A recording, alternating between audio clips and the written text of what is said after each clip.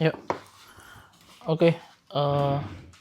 Kali ini gue akan nge-review salah satu ayam yang sebenarnya udah cukup terkenal ya, dari Tangzu. Dia sebelumnya udah bikin ayam yang versi Tangzu One Ear biasa doang. One Ear apa One Ear ngomongnya? Cuman gue bilangnya One Ear lah ya. Nah ini dia bikin lagi versi yang kedua, yaitu Tangzu One Ear Studio Edition. Bedanya kayak apa? To be honest, gue belum pernah denger yang One Ear biasa, tapi ini gue akan fokus ke yang One Ear Studio Edition aja. Oke, sebelumnya gue terima kasih dulu buat Om Sebastian dari Sound Dignity ya, yang udah minjemin gue ayam ini untuk gue review secara jujur. Jadi terima kasih buat Om Sebastian. Kalau misalnya ini bagus, gue bilang bagus. Kalau jelek, gue akan bilang jelek. Oke, jadi langsung aja kita akan review si Tangzu Studio Edition ini. Tangzu One Ear Studio Edition ya. Ini kalau dari boxnya sendiri gue nggak tahu ini bilangnya apa. Dibilang eh apa namanya, wibu buat wibu-wibuan juga bukan, gue nggak ngerti. Coba kayak gambar gambar anime, nggak anime juga sih ini, karakter lah ya, karakter kartun gitu lah ya. Nah terus di sini dia ada spesifikasinya, bla bla bla segala macam. Nanti kalian bisa coba searching aja lah ya. Gue nggak terlalu pintar baca spesifikasi. Di dalamnya dia dikasih cleaning apa namanya, wipe, cleaning wipe gini buat ngelap gitu. Nih to be honest, menurut gue keren sih, bahannya kayak bahan buat ngelap kacamata gitu ya. Bagus sih karena dia sampai di print gini ya. Menurut gue niat lah, bagus. Oh ya, by the way, ini dia konfigurasinya itu satu dynamic driver dan harganya itu di bawah 400.000. Tapi ini jujur aja gue kaget banget karena secara unboxing nih, untuk harga 400.000 nih, ini ibaratnya kalau misalnya lu compare sama ayam lain kayak apa ya, misalnya SIMGOT gitu ya, yang paling umum lah SIMGOT.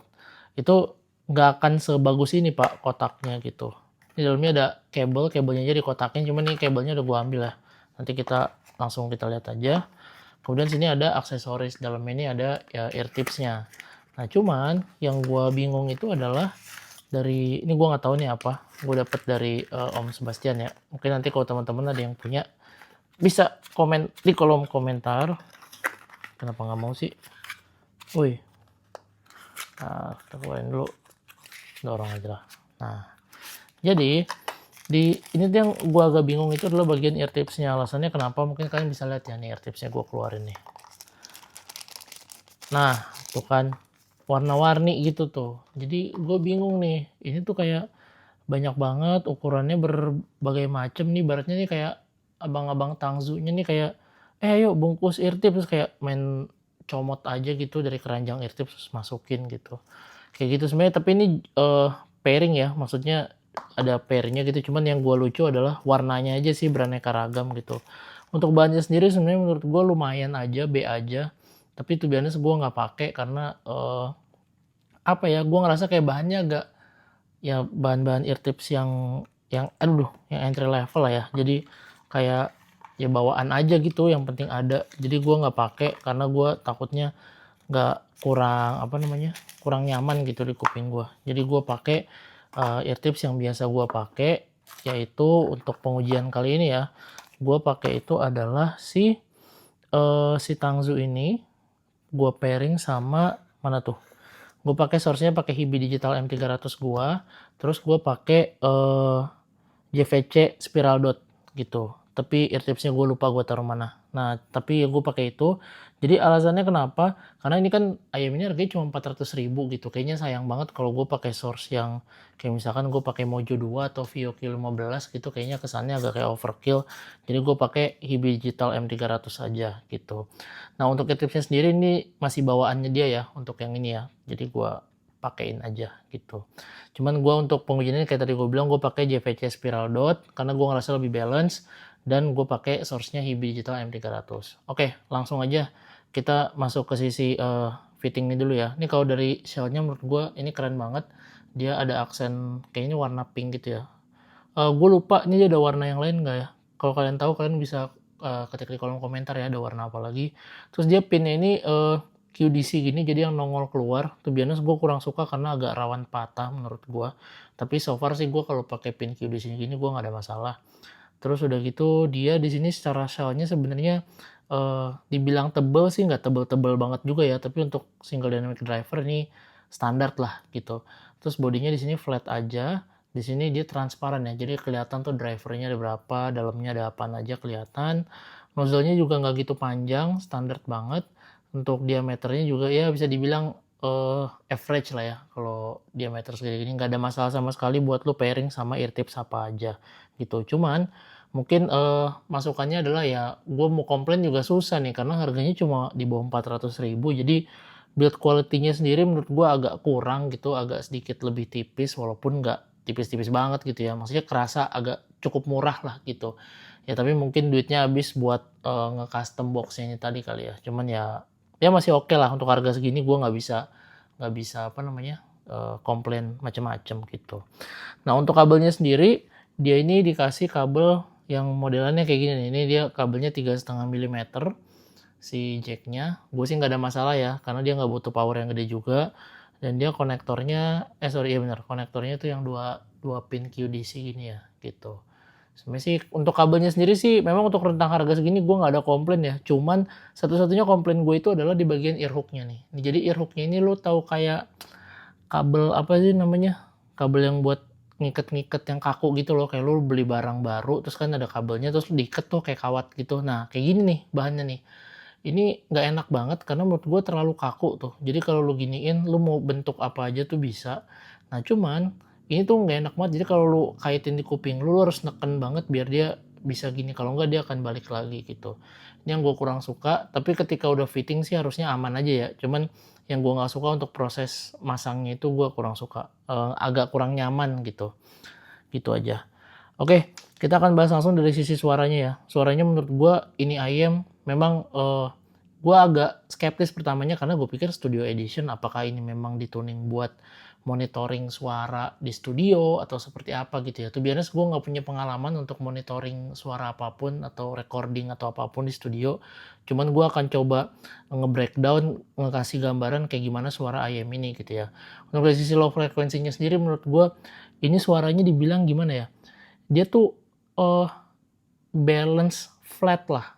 Gimana ya jadi bilangnya? Jadi bass-nya itu kita bahas dari sub bass-nya dulu ya. Jadi sub bass-nya ini positioning-nya bagus, dia standar aja, cukup imersif, berada di sisi kiri kanannya, agak sedikit mengelilingi tapi nggak sampai di kiri kanan banget, jadi agak di samping aja gitu secara positioning. Rumble-nya ini bisa dibilang ekornya tuh average aja, dia nggak ada rumble yang bergetar yang gimana banget alas single dynamic driver yang bagus gitu ya, nggak ada. Jadi secara quality sebenarnya bener-bener untuk di rentang harganya nih biasa aja gitu. Biasa aja tuh dibilang berlayering banget, cukup berlayer tapi nggak sampai yang bener-bener kerasa dinamikanya tuh wah gitu. Jadi memang dan satu lagi dia powernya itu kayak bisa dibilang flat aja ya. Jadi powernya tuh nggak yang, kan ada kalau misalnya ayam yang sub bass-nya itu memang di boost gitu ya, lu ngerasa rumble-nya tuh panjang dan kerasa impact dari getarannya tuh berasa banget. Ini enggak. Jadi ini bener-bener flat aja. Begitu juga sama mid bass-nya. Mid bass-nya ini punch-nya nih bener-bener bisa dibilang tuh dibilang deep udah pasti nggak deep, dibilang dangkal juga nggak dangkal gitu. Jadi memang dituning secara balance untuk low frekuensinya. Jadi ketika gua pakai lagu yang istilahnya recordingnya kurang bagus atau misalkan yang recordingnya biasa aja ya gitu. Karena kan ada beberapa kayak gue biasa ngetes pakai YouTube Music ya, kesukaan gue karena banyak lagu-lagu di sana yang biasa gue dengerin. Itu gue ngerasa berbeda-beda gitu yang gue dapetin ya experience-nya gitu. Itu yang malah jadi menarik buat gue karena gue bisa ngedengerin suara low frekuensi yang memang seharusnya seperti itu tanpa harus dikasih bumbu-bumbu tuningan yang lain. Jadi menurut gue ini balance banget untuk sisi low frekuensinya. Untuk speednya sendiri menurut gue average, nggak ada yang kecepatan, nggak ada yang kelambatan. Tapi kalau gue rasa untuk lu dengerin lagu yang enjoy, untuk yang kayak metal, bass head atau yang rock gitu ya, gue rasa agak kurang karena ini jatuhnya mending lebih ke arah yang netral aja gitu, yang bener-bener buat long listening untuk tahu suara yang untuk ya bisa dibilang mungkin kayak monitoring studio tuh mungkin yang memang seperti ini ya untuk detail-detail suara dari low frekuensinya itu. Kemudian untuk sisi mid-nya sendiri menurut gue vokalnya nggak ada micin-micinnya, nggak ada wet-wetnya, nggak ada kering-keringnya, nggak ada nggak ada tebel-tebelnya, nggak ada tipis-tipisnya, jadi bener-bener flat aja. Gue ngerasa suara yang natural, oke banget menurut gue. Gue bisa menggambarkan diri gue kalau gue ngedengerin IAM ini tuh memang untuk sesuatu, lagu yang untuk long listening gitu. Jadi gue nggak ngerasa capek sama sekali buat gue ngedengerin IAM ini gitu. Memang, menurut gue nyaman banget terutama untuk sisi vokalnya ya gitu, jadi gue nggak ada masalah sama sekali. Kemudian untuk instrumennya juga, timbre instrumennya untuk di bagian mid ya, itu kerasa natural banget khususnya kayak di gitar, kemudian di, snare drum, itu gua nggak ngerasa yang crunchy yang berlebihan, yang gitar yang ceringnya yang panjang gitu, enggak, bener-bener ya flat aja gitu. Jadi memang tidak tidak ada bumbu-bumbu yang bagaimana gitu ya, tapi memang suaranya terdengar suara natural gitu, bukan kayak BA Timbre tuh misalnya gua ngerasa kayak agak-agak apa ya, kalau BA Timbre tuh kayak misalkan suaranya tuh agak-agak plastik atau agak-agak, planar pun juga gitu ya, agak-agak metal gitu, metalik gitu, ini enggak. Jadi bener-bener, netral aja menurut gue. Jadi memang untuk lagi-lagi untuk long listening ini nyaman banget menurut gue. Kemudian untuk sisi treble-nya sendiri menurut gue juga sama, dia nggak ada power yang bright, yang terlalu bright atau misalkan dia yang ngecering banget, enggak. Semuanya benar-benar di-tuning smooth aja, biasa saja, nggak ada yang over offensive atau yang terlalu, smooth-nya juga nggak terlalu smooth yang lemes banget, enggak. Power-nya masih ada. Cuman yang gue sayangkan itu adalah di beberapa lagu gue masih ada ngerasa kayak, agak sedikit sibilance gitu, jadi agak ada chords-nya gitu ya, sedikit di beberapa lagu. Kemudian yang gue sayangkan itu adalah untuk micro detailnya, sebenarnya IAM ini kan harusnya untuk, monitoring studio ya gitu, jadi harusnya micro detailnya dia bisa ngasih yang lebih. Jadi micro detailnya di sini kurang begitu baik karena ya again dia cuma single dynamic driver, tapi menurut gue untuk harga 400.000, untuk monitoring studio ini gue rasa untuk, tuningannya sendiri udah cukup menjawab.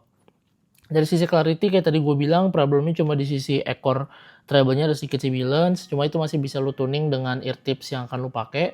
Kemudian yang kedua untuk soundstage-nya sendiri ini benar-benar average, nggak ada tuh yang kesan-kesannya yang benar-benar, luas, lega, lebar gitu nggak ada. Tapi karena dia cukup airy suaranya, jadi memang separasi instrumennya cukup baik ya menurut gue. Jadi lu nggak ngerasain yang, intimate yang nggak bisa bernafas gitu, nggak. Jadi bener-bener pas aja menurut gue untuk soundstage-nya. Nah, untuk imaging-nya sendiri juga ini punya imaging yang baik gitu ya. Gue bisa ngerasain pinpoint instrumen yang bagus, gue bisa, apa namanya, ngebedain tiap instrumen posisinya di mana. Cuman again mungkin karena ini dia micro detailnya nggak terlalu wow ya, atau misalkan nggak terlalu, yang detail banget. Jadi untuk imaging-nya sendiri dia cukup baik menurut gua di rentang harganya ya.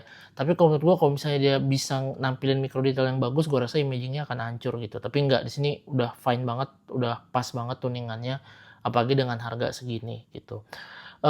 Kemudian untuk ear tips yang dipakai, to be honest gue nggak ada muluk-muluk ear tips yang gue pakai, karena kalau secara gue pribadi, gue lebih suka pakai ear tips yang natural aja atau yang netral di sisi gue, kayak si Eletec Barox atau si JVC Spiral Dot.